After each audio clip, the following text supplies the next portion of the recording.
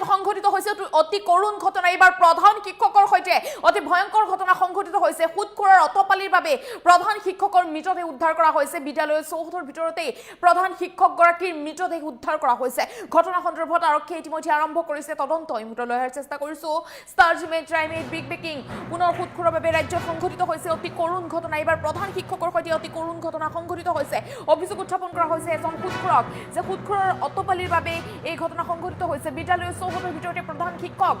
সাধন চন্দ্ৰ বৰ্মনৰ মৃতদেহ উদ্ধাৰ কৰা হৈছে ৰহস্যজনক অৱস্থাত উদ্ধাৰ কৰা হৈছে বিদ্যালয়ৰ প্ৰধান শিক্ষকৰ মৃতদেহ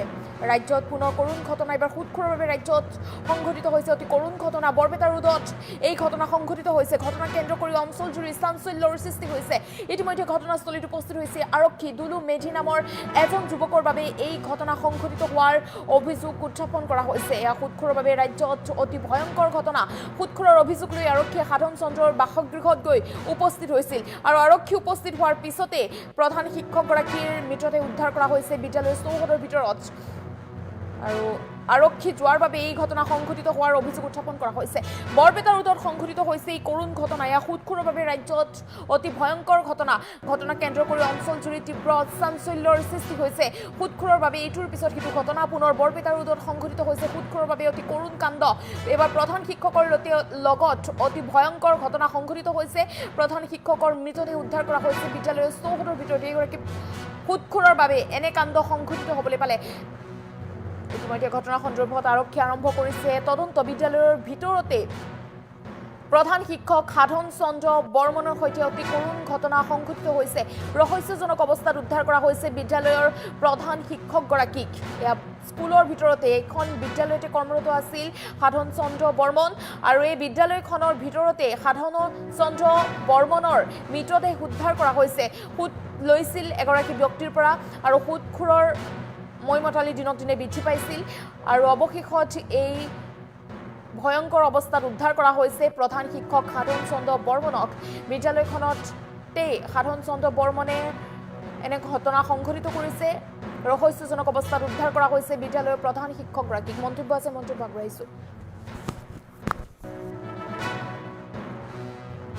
মোৰ দেউতা হয় আৰু ৰাতিপুৱা মই চাওঁ এনেকুৱা ঘটনাৰ পিছত এটা নোট পালোঁ দুলু মেধি যিটো পইচা লৈছিল 1 লাখ চেক দিয়া হৈছে এইটো কেছ দিছে 5 লাখ বুলি এইটো চাপ দিছে মোৰ দেউতাই চাপ দি পিনে এইটো কৰিব লগা বাধ্য কৰিছে তাক বাধ্য কৰাইছে কৰিব লগা সুত লৈ এনেকুৱা কাম কৰিছে ৰাতিপুৱা দেখা পাইছোঁ আহি পিনে ইয়াতে হেড টিচাৰ পশ্চিম বেলগুৰি প্ৰাথমিক বিদ্যালয় LP স্কুলত ভিনদেউৱে কাৰোবাৰ পৰা সুদত পইচা লৈছিল এনেও আমাৰ CM ছাৰে সুদখোৰ বন্ধ কৰিব দিছে তো তথাপি সুদত মানুহ এতিয়াও লগাই বাধ্য হ'ব লগা হ'ল তেখেতৰ নিচিনা এটা হেড টিচাৰ ইমান ভাল মানুহ কৰিব লগা হ'ল পৰিয়ালত তেখেতৰ ল'ৰা আছে ৱাইফ আছে স্কুলৰ তেখেতে হেড টিচাৰ উপায় নাই বাধ্য হৈছে প্ৰেছাৰ দিছে তেখেতক লিখি থৈ গৈছে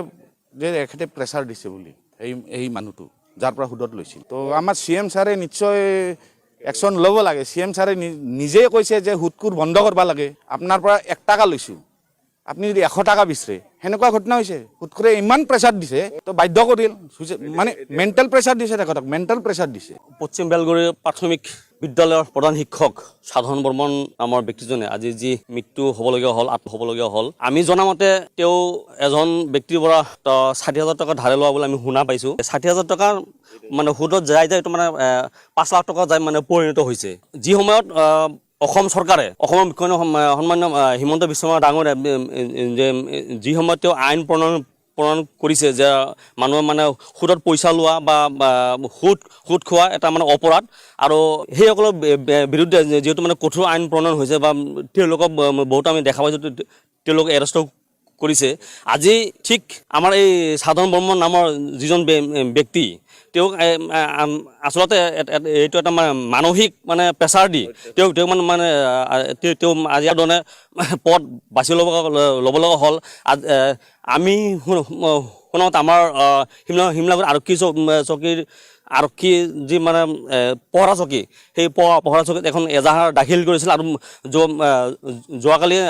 আৰক্ষী পহৰা চকীৰ পৰা যিহেতু মানে পুলিচ প্ৰশাসন আহিছিলে তেওঁক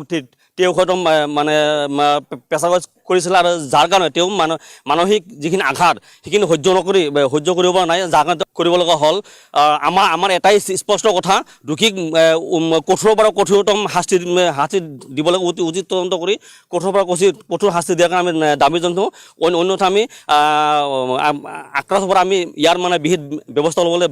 বাধ্য হ'ম। পশ্চিম বেলগুৰিৰ প্ৰাথমিক